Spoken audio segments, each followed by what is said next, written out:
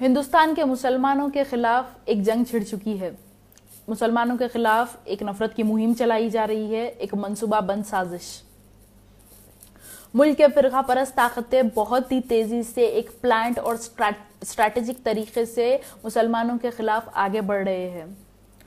कोई एक भी दिन ऐसा नहीं जाता जो मुसलमानों को निशाना नहीं बनाया जाता या उनको टारगेट नहीं किया जाता।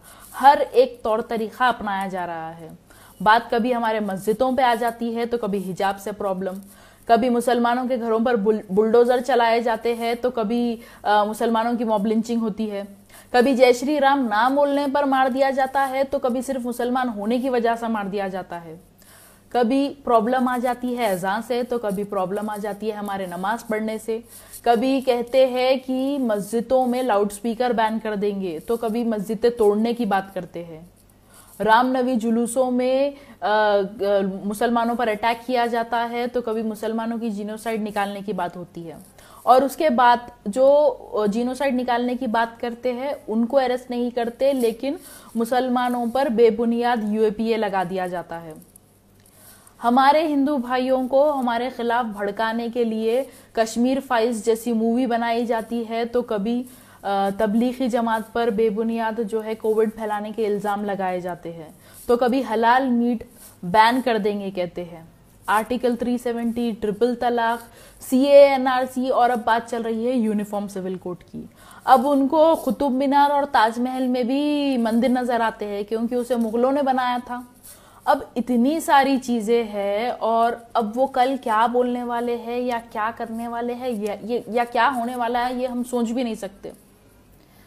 तो ऐसे वक्त में हिंदुस्तान के मुसलमानों को अलर्ट होने की ज़रूरत है, इत्तेहाद पैदा करने की ज़रूरत है। और जितनी तेज़ी से आरएसएस, संघीज़ और फ़िक़ा परस्त ताकतें हमारे ख़िलाफ़ आगे बढ़ रहे हैं, हमें भी ये सोचना चाहिए कि हमें क्या करना चाहिए, ऐसे हालात में हम क्या कर सकते हैं, उनका मुकाबला कैसे कर सकते हैं और कैसे डेमोक्रेटिकली फ़ाइट कर सकते हैं।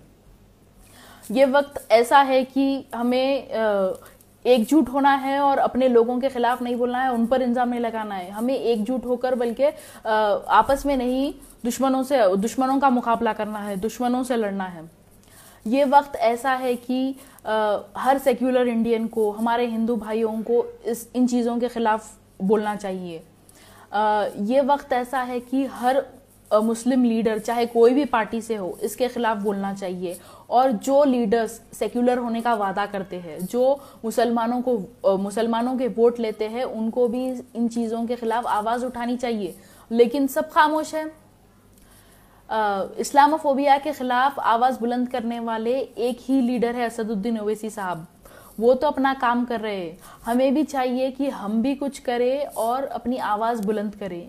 क्योंकि हम कैसे देख सकते हैं मस्जिदें टूटते हुए, या फिर हम कैसे उनका जुल्म बर्दाश्त करें। अगर हम अब भी कुछ नहीं करें तो आखिर कब।